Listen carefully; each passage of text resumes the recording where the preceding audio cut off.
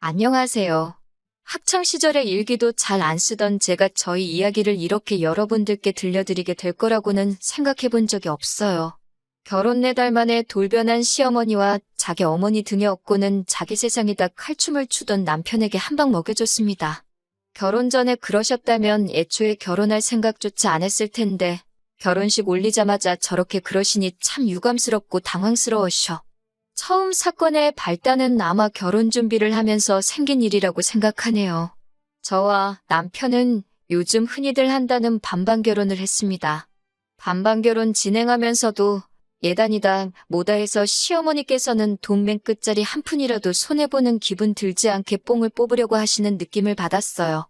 반반 결혼 이야기도 사실 따지고 보면 남편이 먼저 꺼낸 말에 제가 동의를 한 일이기도 하고 저 또한 요즘 천청부지로 치솟은 집값에 남자가 집하는 게 당연하고 여자만 혼수해오는 시절 이야기는 통하지도 않는다는 생각을 가지고 있었고 그게 요즘 같은 상황에서는 당연한 것이라 생각했었거든요.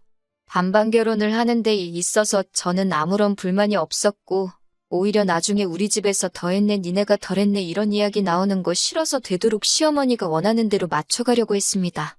대신 저도 무작정 손해만 보고 싶지는 않았기에 어머님의 요구가 좀 지나치다는 생각이 들면 저도 다른 방법을 동원해서 최대한 현실적인 상황이 되도록 노력했습니다. 예를 들면 어머님께서는 막바지에 가서는 남들 다 받는 명품 가방 하나를 받아야겠다는 식으로 말하셨는데 그 금액대가 몇백만 원이 넘는 고가의 가방이었거든요. 그래서 그럴 바에는 차라리 양가에서 금으로 예물을 맞추는 게 좋지 않겠냐는 식으로 최대한 형평성 있도록 조율을 해가며 반반 결혼하는데 여자라고 예단 같은 거 더하게 유도하시는 어머님의 작전을 피해갔어요. 어머님이 그때는 그러려니 넘어가시는 건 줄 알았는데 그게 아니었던 거죠. 어머님은 제가 영악하다고 받아들이셨고 그 일을 가지고 어머님 말에 꼬박꼬박 대들고 토다는 며느리라 생각하고 저에게 앙심을 품으셨던 거예요. 말씀드렸다시피 저희가 반반 결혼을 했으니 저는 당연히 결혼 후에 버는 돈을 각자 알아서 관리할 생각이었습니다. 남편이 다니는 직장이 나쁜 편이 아니고 회사 이름만 두고 본다면 이름만 들어도 웬만한 사람은 다 알 정도로 제가 몸담고 있는 회사보다 훨씬 유명한 곳이었습니다. 월급은 제가 훨씬 많기는 했지만 주변에서 보기에는 남편이 저보다 더 성공한 사람처럼 들렸을 거예요. 아무튼 반반 결혼 이야기 꺼낸 것도 남편이고 각자 부모님께는 셀프효도로 알아서 잘하자고 말 꺼낸 것도 남편이었습니다. 그래서 저희는 벌어온 돈에서 대출이자나 생활비를 각자 월급의 일정 비율로 계산해 똑같이 내기로 했었습니다. 그러니 따지고 보면 생활비로 나가는 돈이 제가 더 많은 상황이었지요. 아무튼 제가 돈을 더 벌어오기는 하지만 집안일을 하는 게 거의 제가 주체가 돼서 했으니 장 보는 거나 공과금, 경조사비 관리 등등 여러 가지 이유 때문에 계산을 더 편하게 하기 위해서 웬만한 것들은 전부 다 제 계좌와 제 카드로 계산을 하게 되었습니다. 그러는 편이 나중에 생활비와 제가 따로 관리한 돈을 나누기 편했기 때문이에요. 그런데 이제 이걸 가지고 작은 사건이 하나 생기게 되었어요. 이게 결혼한 후로 딱 4달이 지난 시점이었고 그때는 바로 결혼하고 처음 맞는 어머님의 생신날이었습니다. 시어머니 용돈 한다고 남편이 봉투는 알아서 따로 챙기더군요. 저는 제 나름대로 몇 주 전부터 퇴근길에 백화점에 들르면서 선물을 고르고 골라 10만 원 상당의 선물을 고르게 되었습니다. 생신 당일날 남편이 예약해놓은 인당 10만 원이 넘는 꽤나 고급진 코스 요리 레스토랑에서 식사를 하게 되었습니다. 어머님은 싱글벙글 기분이 좋아 보이셨어요. 말씀드렸다시피 이날 전까지는 어머님이 저에게 직접적으로 저기를 보이신 적이 한 번도 없으셨거든요. 그런데 난데없이 제가 좀 나쁘게 들었을 수는 있지만 약간 비아냥대시는 말투로 며느리 덕분에 이런 것도 다 먹어본다면서 우리 아들이 힘들게 번 돈이 어쩌고 저쩌고 하시면서 결혼하고 맞는 시어머니 첫 생신인데 며느리가 밥상은 안 차리고 아들 돈으로 편하게 때우려고 한다는 식으로 말을 하시더라고요.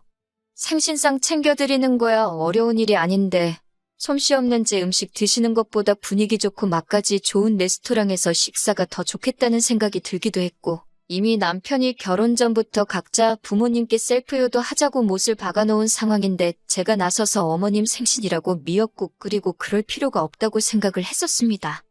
그런데도 계속해서 제가 귀찮고 신경을 안 써서 남편 헛돈 쓰게 만들었다는 식으로 말씀을 하시니 저도 아무 말을 하지 않고 있을 수가 없어서 한마디 꺼냈습니다. 남편이 결혼 전부터 각자 부모님은 각자가 챙기자고 강조해왔고 이 식사도 제 덕분에 드시는 게 아니라 남편이 어머님 생신 특별하게 보내기 위해서 몇 달 전부터 알아보고 힘들게 예약해서 드시는 거다 설명을 드렸죠. 정확한 사실관계를 알려드리고 싶었는데 어머님 눈치가 아주 귀신 같으시더라고요. 제 말을 딱 듣고 모든 상황을 단번에 파악해버리신 거예요. 봉투 따로, 선물이 따로 있으니 어머님께서는 대번에 이 봉투는 아들이 준비한 거고 너는 고작이 향수 하나를 준비한 거냐? 뭐 이런 식으로 물어보셨어요. 달리 변명할 여지도 없고 숨길 이유도 없다고 생각해서 그렇다고 맞다고 대답했습니다.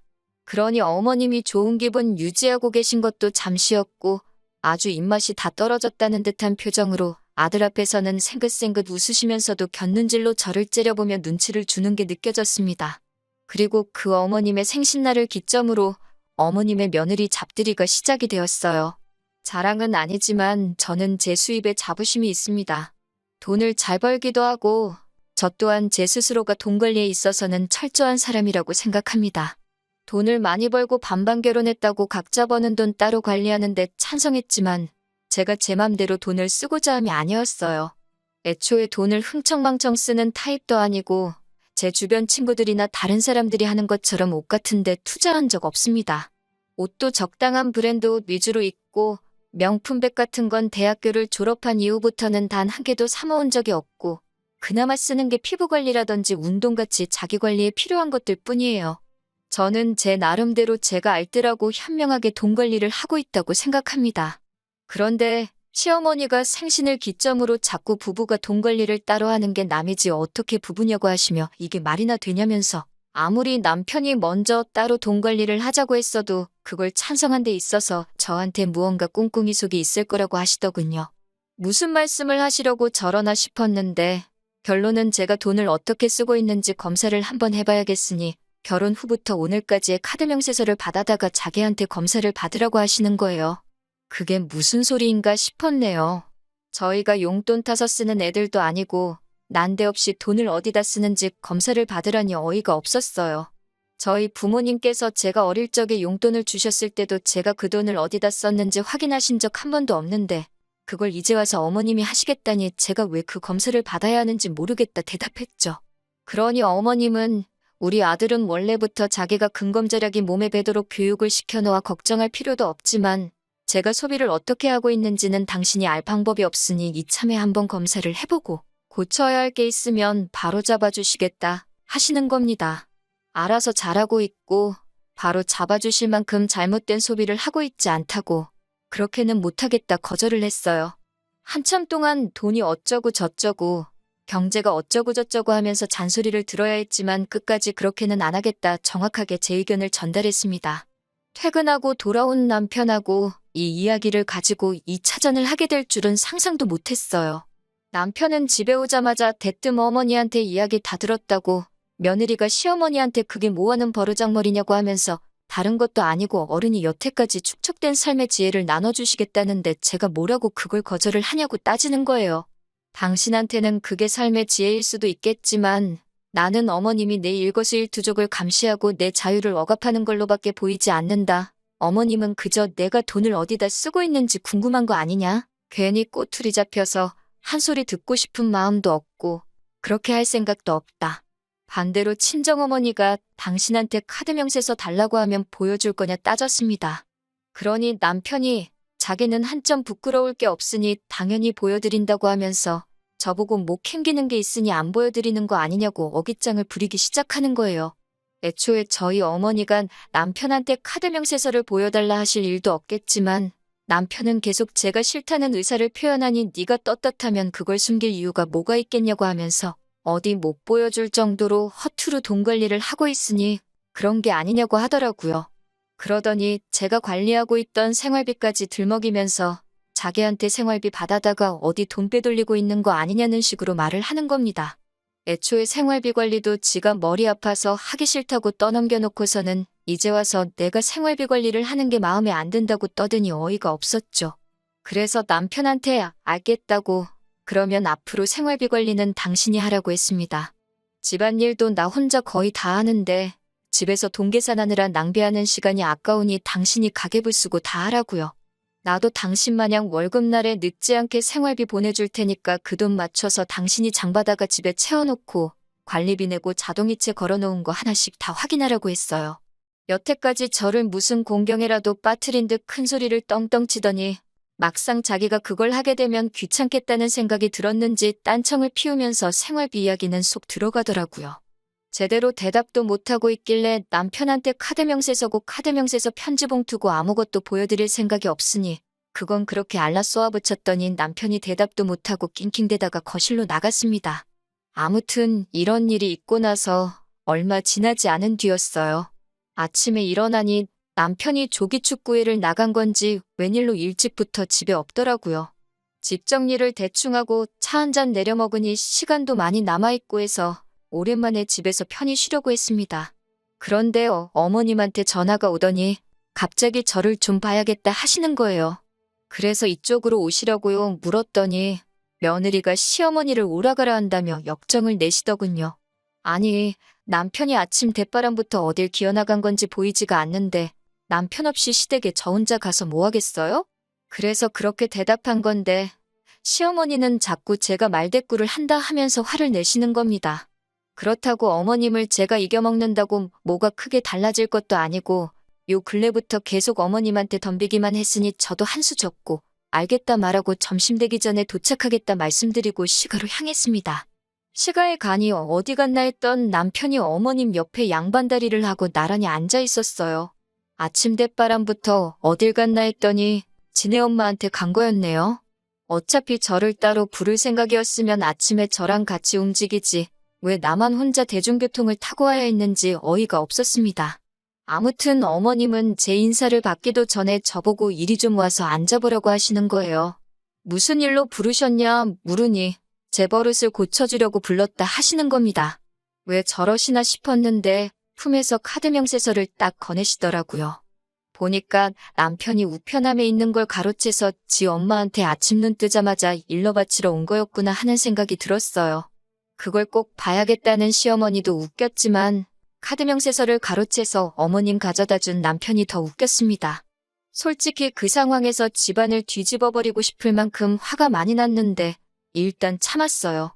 어차피 카드 명세서 안에 흠잡을 곳 하나 없을 거 알고 있었으니 차라리 두 번 다시 제가 돈 쓴 거 가지고 두 번 다시 이야기도 꺼내지 못하게 정확하게 제 할 말을 하는 게 낫겠다 싶었습니다.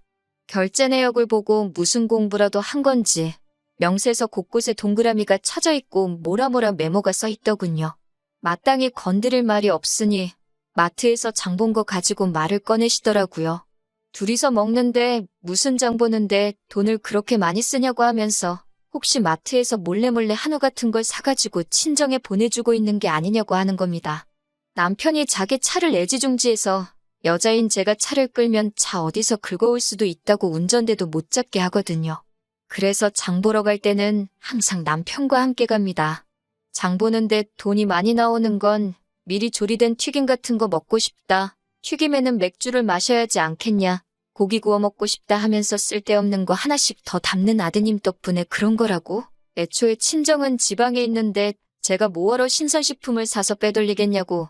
생활비 관리 차원에서 마트에서 그동안 장본 영수증을 다 가지고 있는데 원하시면 보여드리겠다 했죠.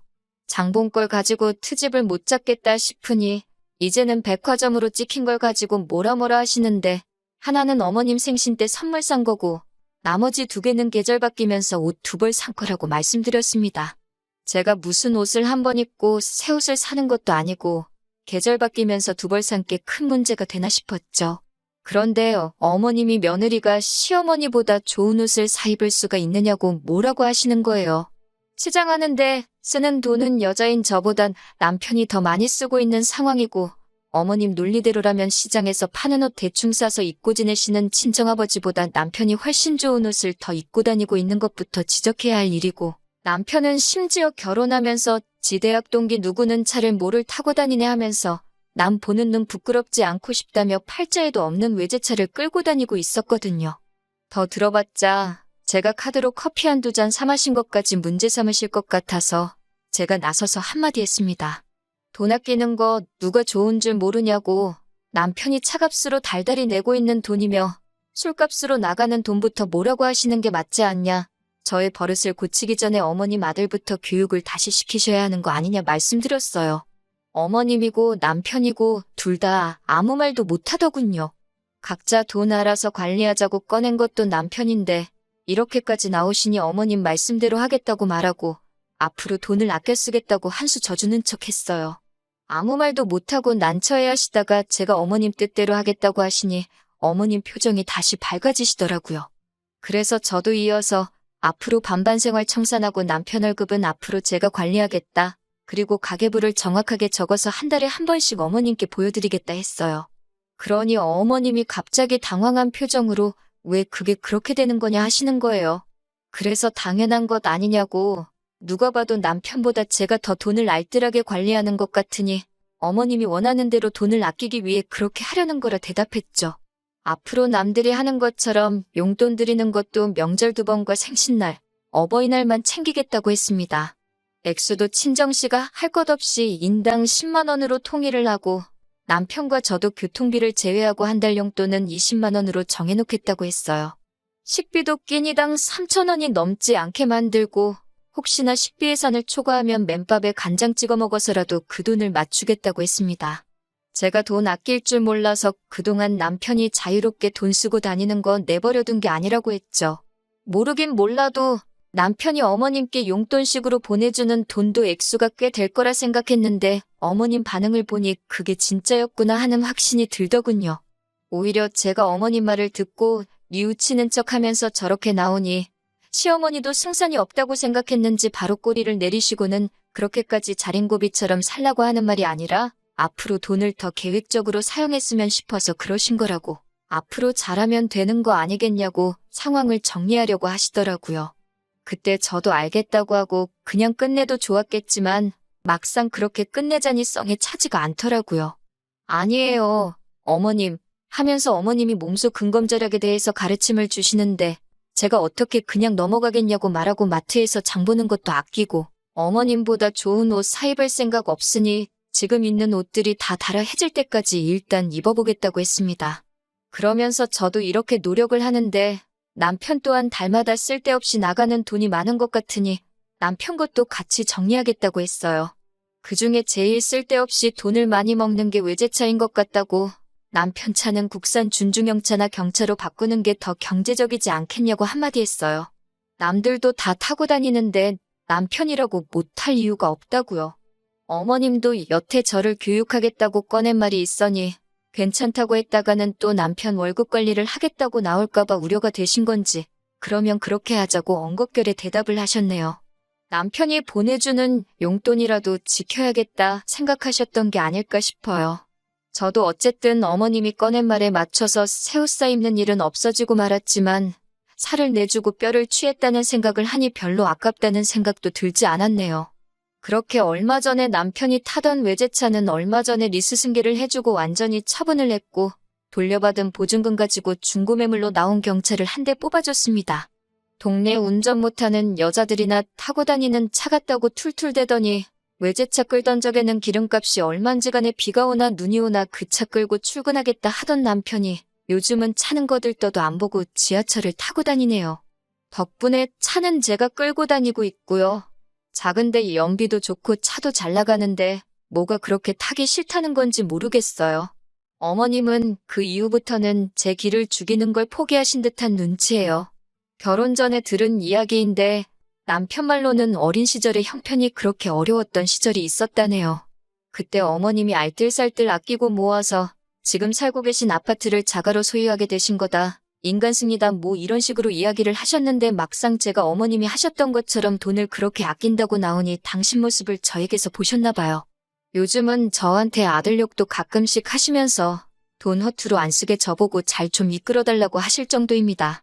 남편이 시어머니한테 보내던 용돈은 사실이었어요. 지금도 받고 계시고요. 그런데 어머님께서 그 이야기를 제게 꺼내시면서 그 돈은 어머님께서 따로 모아서 저희한테 돌려주실 계획이니 마음에 담아두지 말고 나쁘게 생각하지 말라고 하시네요. 어차피 대리효도 하지 말자고 정해놓은 상황에 남편이 벌어온 돈으로 효도를 하는 거에 불만은 크게 없었어요. 저에게 숨기고 있고 자기는 하는데 저는 안 된다는 식으로 나오는 게 마음에 안 들기는 했지만요. 아무튼 그 돈은 남편이 힘들게 일해서 번 돈이고 어머님께 그 돈을 드리는 건 남편이 판단하기에 그만큼 가치가 있다고 생각해서 드리는 게 아니겠냐고. 어머님께서 그 돈을 잘 관리해 주셔서 저희에게 주신다면 감사히 받겠지만 그 돈은 안 주셔도 실망하거나 하지 않을 거라고. 그 돈은 어머님께서 원하시는 대로 하는 게 맞는 돈이라 말씀드렸습니다. 그제서야 어머님 저한테 미안했다 사과하시면서 남편 복 자식 복 없이 박복하게 살아왔는데 자기가 며느리 복이 이렇게 있는 줄도 몰랐다고 하시며 내 자식만 챙긴 게 미안했다 하시면서 앞으로 여자들끼리 잘 해보자고 하셨어요. 이 사건이 잘 풀린 건지는 잘 모르겠어요. 그래도 일단 제 속에 묵혀있던 것도 다 풀어냈고 결과적으로는 어머님과도 좋게 푸른 것 같아서 다행이라고 생각합니다. 앞으로도 어머님이 아들 잡고 사는 저희 모습을 좋게 봐주실지는 모르겠지만 지금 당장 남편이 제 앞에서 쩔쩔매는 이 상황을 더 즐겨보려고 합니다.